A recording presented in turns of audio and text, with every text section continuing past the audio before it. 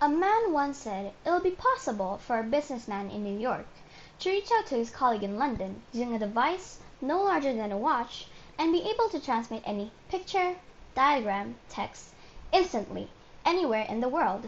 Now, of course, whoever that was, Nikola Tesla, he was clearly talking about what we know now as the Internet. I'm Sam, and today we'll discuss about the father of the Internet, Leonard Kleinrock. Leonard Kleinrock was born on 13th of June, 1934. He was an American computer scientist who made several important contributions to the field of computer science, particularly to the theoretical foundations of data communication in computer networking. Leonard's parents were Polish immigrants. Early on, from a young age, Leonard, we're gonna call him Len, he enjoyed gadgets, building model airplanes, comic books, games, and sports. At the age of 6, Len, who was casually reading a Superman comic book, stumbled upon the pages, which described how to build a crystal radio. When he saw it, he thought to himself, I could probably build this for free. Well, sort of. He managed to get all of the pieces, including a headphone piece, which he stole from a local candy store telephone booth. He winded up all the parts, and it worked. It was a faint sound, but it worked. This experience enchanted him in many ways. It was like motivation. And I'll tell you why. After that encounter, Len started to read all about radio electronics, even tearing up and putting radios back together. Cannibalizing radios, he calls it, which sounds interesting. This experience would heavily influence him in the long run. In 1951, Len graduated from Bronx High School of Science. Len then received a bachelor's degree in electrical engineering from the City College of New York in 1957, which, side note, during his time there, he managed to meet a really diverse group of classmates, as well as workmates.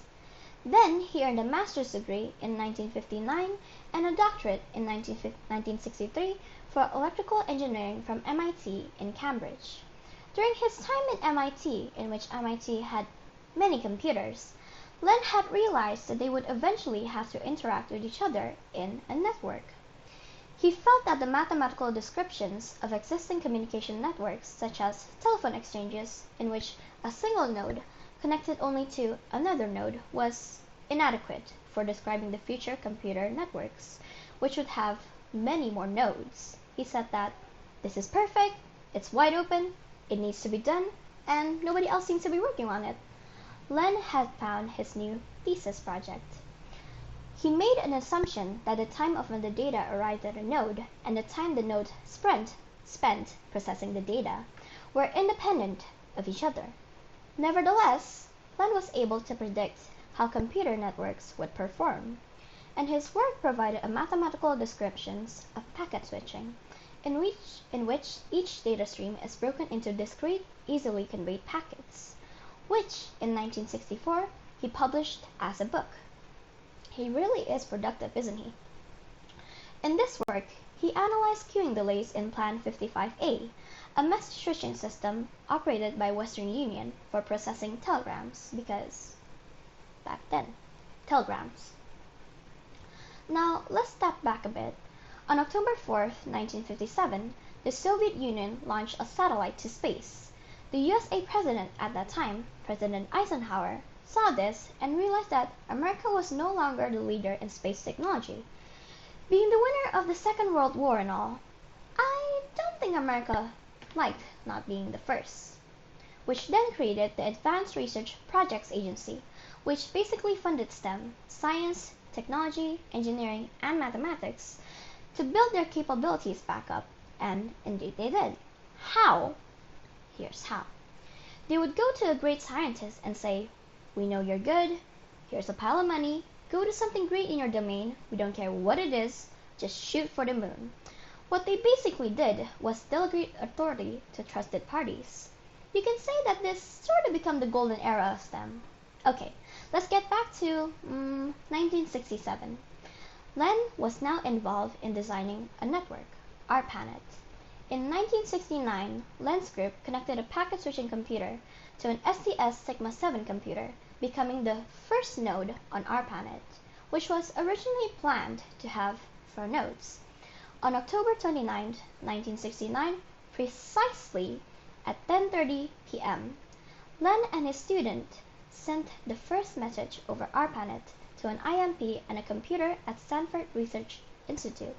The phone call went like, "Did you get the I? Got the I. Did you get the O? Got the O. Did you get the G?"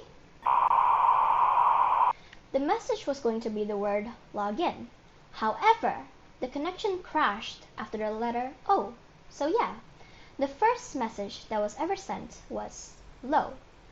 Later on, Len would say that they ended up with the most potent message possible, low, as in lo and behold.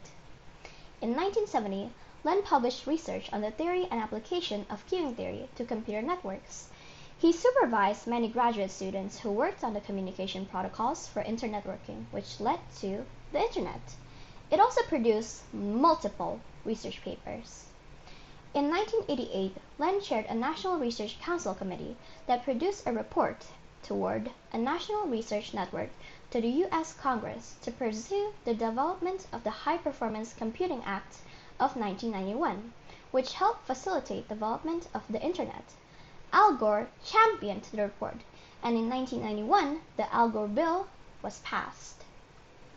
In 1998, Len and one of his students co-founded Nomadics, which manufactured devices that enable Internet access in public places, such as hospitals, airports, and hotels.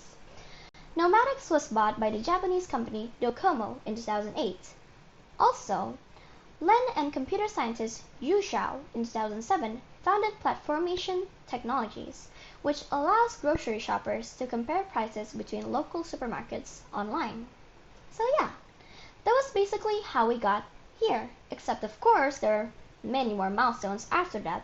But yeah, Len's queuing theory, ARPANET, Nomadics, Platformation were some of the biggest milestones to the Internet that we know now.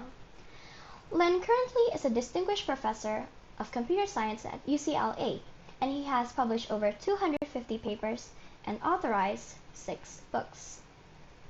During his childhood, Len took his time exploring and learning things he really enjoyed.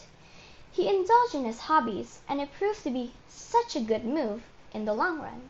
So I guess what we can take and learn is that if you have a hobby, try to dive deeper into it and, make the best of it because you love it and, it could help with the future. Maybe. Today we learned about the father of the Internet, which makes it possible for me to say this from miles away, and to that I say farewell.